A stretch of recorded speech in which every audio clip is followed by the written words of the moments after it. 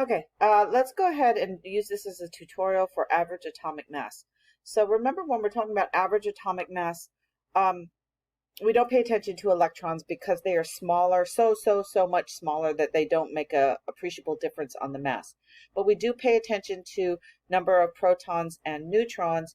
And remember, please, that when we're talking about average atomic mass, we truly do mean that we are going to average the atomic masses, or in the case of mass numbers, the mass numbers of each of the isotopes of a particular element. And that's why the average atomic mass looks different than the mass number. The mass number is just a whole number representing the total number of protons plus the total number of neutrons.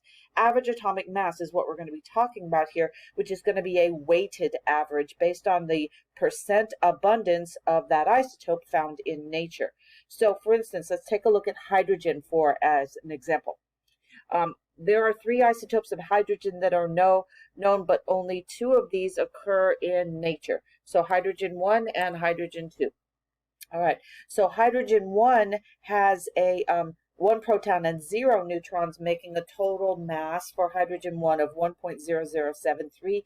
U stands for atomic mass unit as well. So either way you want to write that, that's okay. 99.985% of hydrogen found in nature is hydrogen 1. However, there is a small percentage, these are called percent abundances, of hydrogen 2, and let's make sure that we understand that hydrogen 2 has a mass of 2.016 atomic mass units. So then to be able to calculate what is the average atomic mass, we are going to take the mass of isotope 1 times the percent of isotope 1, and we are going to add it to the mass of isotope 2 times the percent of isotope 2. Now, to get this to be an average, we have to divide that by 100%, because otherwise we're going to come out with a very small number, which is not the right mass. So be sure that you either divide everything by 100%, or you change your percentages, these parts right here, to decimal format before you do your math. So decimal format would be 99.985. Look, divide by 100, which would be 0.99985, which ultimately mathematically comes out the same way. So please make sure that you change your percents to decimals, or you follow this format of setting it all up and then dividing your answer by 100.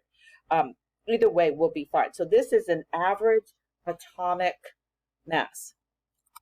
Remember, average atomic mass is not the same thing as the mass number. Average atomic mass is the decimal number found on the periodic table for hydrogen in this case, but the mass number would be different depending upon what kind of compound we have. Notice that these are written as hydrogen 1 with a mass number of 1 and hydrogen 2 with a mass number of 2.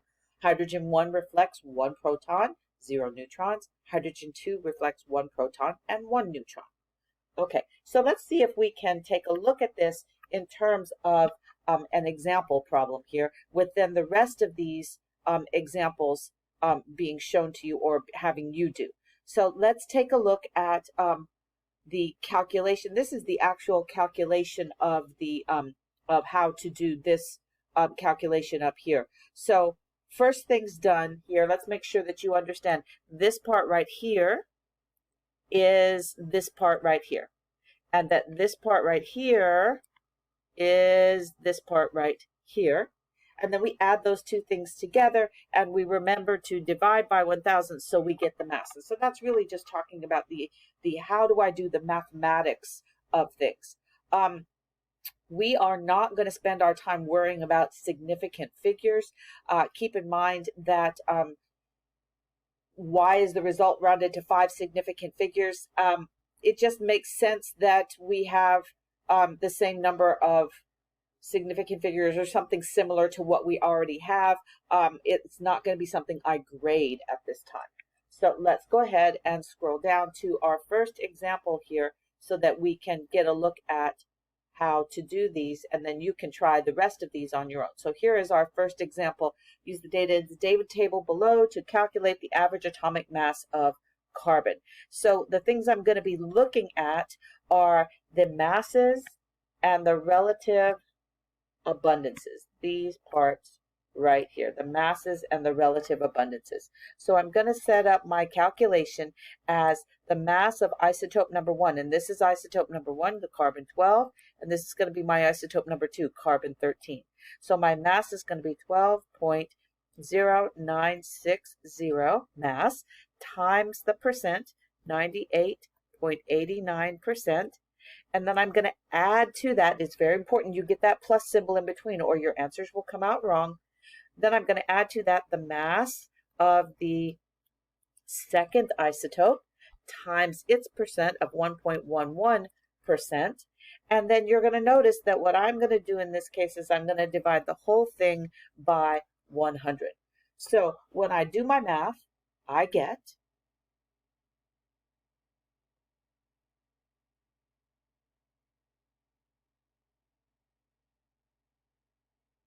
okay, so when I do my math, I end up coming out with 12.108 U for atomic mass unit. There has been some question about what is this abundance thing? I don't know what abundance is. Abundance is referring to these percentages of these isotopes found in nature. So these percentages right here. So this percent and this percent.